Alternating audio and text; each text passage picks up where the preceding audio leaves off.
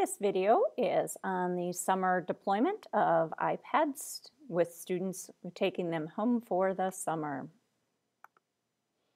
We truly believe, with students having the access to devices and content that they normally have during the school year, that students will continue their learning, that we will see less of a decline in the fall in their student achievement, and that they can continue to be actively involved in their learning and practice what they've learned during the school year.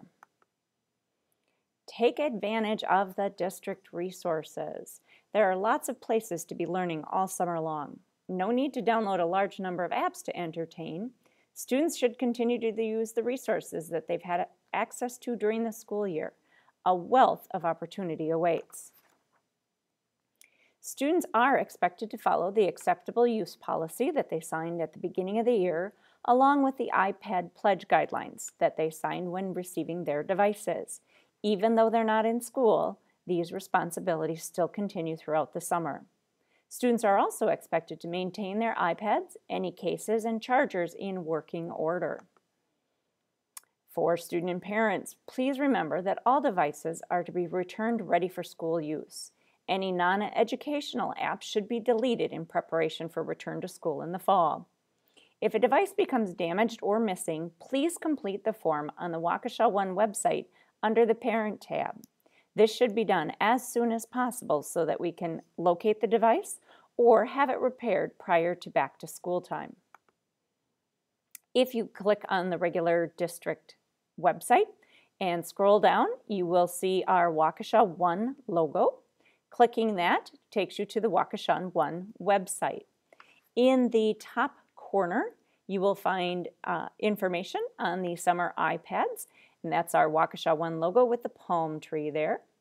Also, under Parent Resources, from the Parent tab, the Home Internet Safety page has a great deal of information.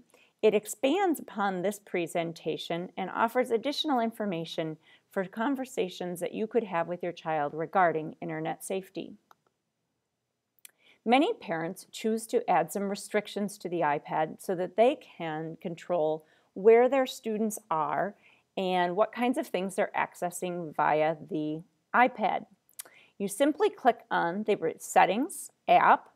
When opening it, you would tap on the General tab on the left-hand side. Scrolling partway down the page, we'll find the Restrictions setting. Clicking on Restrictions brings you to a page that looks like this. By clicking Enable Restrictions, the computer will ask you for a passcode. You need to create a 4-digit code that you will be using to confirm those restrictions. The school district has no idea what code you've chosen and has no way to figure it out if you've forgotten. So please write it down in a safe place or put it someplace where that you will remember it so that you will have access to this and not be locked out of the restrictions on the iPad. You will be asked to re-enter the code a second time just to confirm that that is your selected passcode. Once you're into the restrictions area, you can determine what it is that you want to have turned on or off in this area. Many parents choose to turn off the ability to install or delete apps. This requires that your student will check with you before adding or deleting any apps from the iPad. Many parents also choose to turn off FaceTime, which is a video chat program. The camera is a very useful tool on the iPad, but if your student is having difficulties using it appropriately, it can be turned off here until they can earn the privilege of using it again. You can also manage the kinds of content that is seen on the iPad. So for different various areas, you can click each one and set the ratings or level of access you wish your student to have for that particular content. So there's individual settings for music, for movies, for books, etc. And you can go in and set that at the level that you feel comfortable with. When limiting web content, keep in mind there are some places that your student would go for research or to work on particular school work that may or may not be included in what you put in your restrictions. So it's important to know those and have those discussions with your students. You have many choices when it comes to setting the restrictions on the iPad for the website availability. If you choose Limit Adult Content in the Allowed Websites area, it will restrict access to predetermined sites that Apple has deemed adult content. Parents can also determine the exact sites they want their students to have access to. In this case, in the Always Allow, we've put in Blackboard 9, waukesha.k12.wi.us, as that's a commonly used site in our district for school or class websites. We've put in the Never Allow section, www.facebook.com. So a student on this iPad would have access to the school district resources under Blackboard, but they would not have access to facebook.com. An attempt to access it through a web browser would bring up a restricted site message and they would not be able to proceed. So you as a parent have the ability to allow certain websites or disallow others that you do not want your student to be able to visit.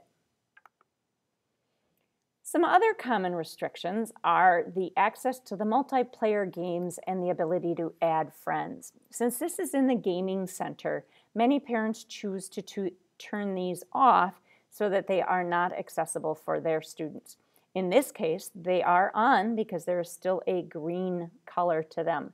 Simply tapping the dot there would turn them off and they would be white at that point in time. You can also do some monitoring of the websites that your student is using on their iPad. By clicking Safari on the far left navigation bar and then clicking Advanced in the bottom area there, I am able to look up website data. When I do that, I see the lists of websites that have been viewed on this particular iPad.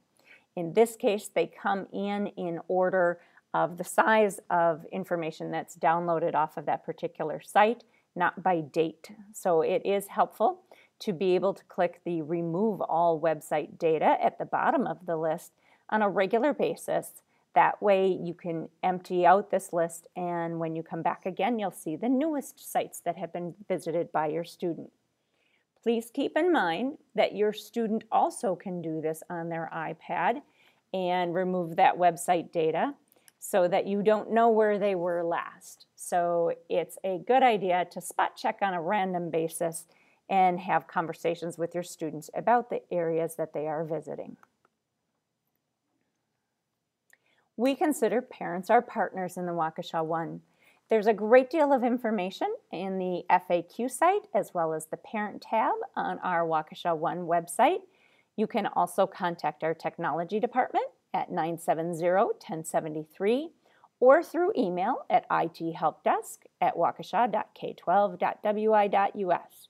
If you experience any damage or difficulties with the iPad during the summer months, this is the place to contact.